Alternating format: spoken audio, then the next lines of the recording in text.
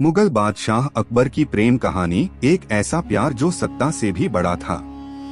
सन 1556 ईस्वी का दौर था जब दिल्ली की गद्दी पर एक नौजवान बादशाह बैठा, जलालुद्दीन मोहम्मद अकबर।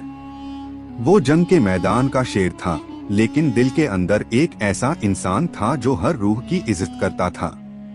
जहां दूसरों के लिए प्रेम सिर्फ नजरों की चाह थी, वहीं अकबर के लिए प्यार एक इबादत था जिसमें न जात थी, न मजहब, न ताज की शान। पहला मोड़ जब अकबर ने पहली बार जोधा को देखा। राजस्थान के किले आमेर में राजपूत राजकुमारी जोधाबाई रहती थीं, मीठे स्वभाव वाली, ईश्वर की भक्त और कला की जानकार। उनकी आंखों में करुणा थी, बातों में तेजी और दिल में निडरता। मुगल साम्राज्य उस समय उत्तर भारत के बड़े हिस्से पर राज कर रहा था, लेकिन आमेर राज्य अकबर के अधीन नहीं था।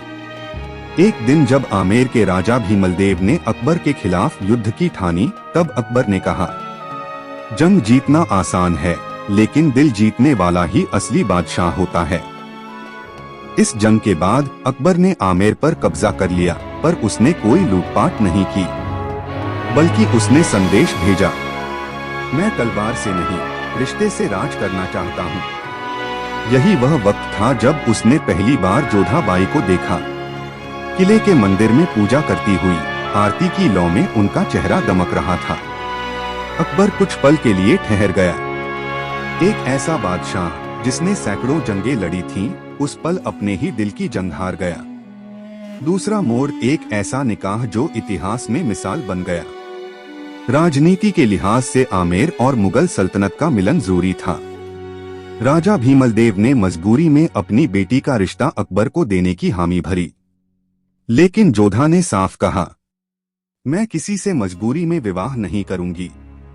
अगर विवाह होगा तो इज्जत से और अपनी शर्तों पर। अकबर को जब यह बात पता चली तो उसने कहा, मुझे मजबूर रानी नहीं चाहिए, मुझे वो चाहत चाहिए जो मेरी आंखों की सच्चाई को पहचान सके। कुछ दिनों की बातचीत के बाद जोधा की एक ही शर्त थी, वो अपना धर्म नहीं छोड़ेगी, अपने आराध्य भगवान की पूजा करती रहेगी। अकबर ने मुस्कुराते हुए कहा, प्यार वो नहीं जो किसी की पहचान मिटा दे, प्यार वो है जो हर पहचान की इज्जत करे। और यूं ही हुआ। मुगल बादशाह ने पहली बार एक हिंदू राजकुमारी से निकाह किया, बिना धर्म परिवर्तन के। इतिहास ने इसे धर्मों का संगम कहा। उनके विवाह ने न सिर्फ दो दिलों को मिलाया, बल्कि दो संस्कृतियों को भी जोड़ दिया। मुगल और राजपूत, नमाज और आरती, उर्दू और संस्कृत। तीसरा मोड़ जब दरबार में उठा सवाल। अकबर का निकाह जोधाबाई से होते ही दरबार में हलचल मच गई। कुछ उलेमाओं ने कहा, जहांपनाह, ये तो शरीयत के खिलाफ है, आपने एक काफिर औरत से निकाह किया है। अकबर ने मुस्कुराकर कहा, अगर इंसानियत से बढ़कर कोई शरीयत है तो बताइए। बीरबल, जो हमेशा अकबर के साथ खड़े रहते थे, बोले, जहां बादशाह का दिल साफ हो, वहां मजहब की दीवारें गिर जाती हैं। अकबर ने उसी दिन ऐलान किया, मेरा महल वो जगह होगा जहां अजान की आवाज भी गूंजेगी और मंदिर की घंटियां भी। मेरा इमाम वो होगा जो दिलों को जोड़े, तोड़े नहीं। इस एक फैसले ने उसे इतिहास का सबसे महान बादशाह बना दिया। चौथा मोड़, प्यार का इम्तिहान। जोधाबाई महल में आने के बाद भी खुद को अलग महसूस करती थीं। कई बेगमें उनसे जलती थीं और कुछ मंत्री भी उनके खिलाफ अकबर के कान भरते। कहा गया कि जोधाबाई महल के खजाने की चाबी अपने पास रखती हैं और राजपूतों को ज्यादा तवज्जो देती हैं। एक दिन अकबर के कानों में भी यह बात पहुंची। कुछ देर के लिए वो सोच में पड़ गया। वो उसी रात जोधा के कमरे में गया। जोधा मंदिर के सामने बैठी थी, दीपक जल रहा था। अकबर ने पूछा, क्या तुम मुझसे सच नहीं कहोगी जोधा?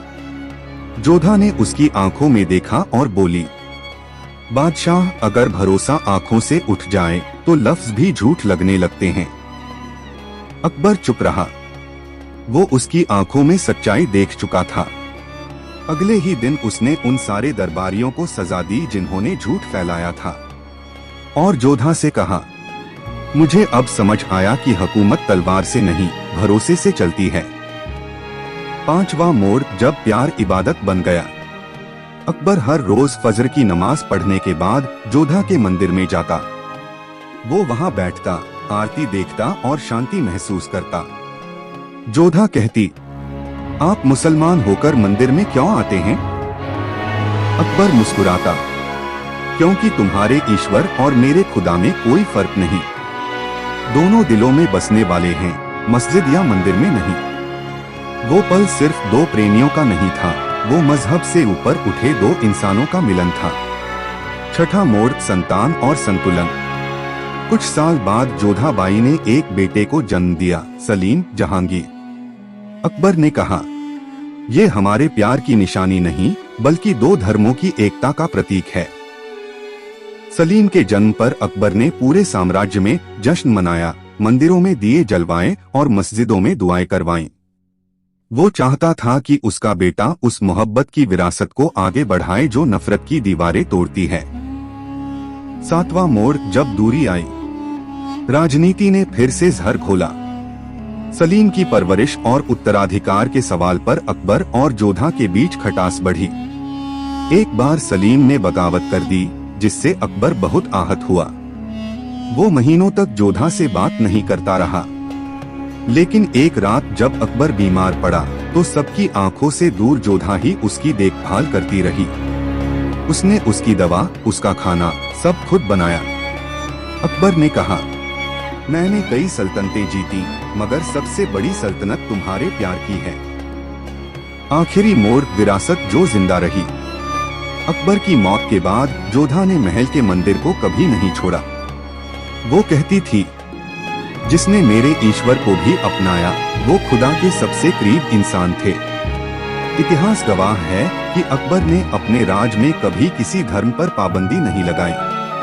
उसने सुलह कुल यानी सबके साथ शांति का सिद्धांत दिया।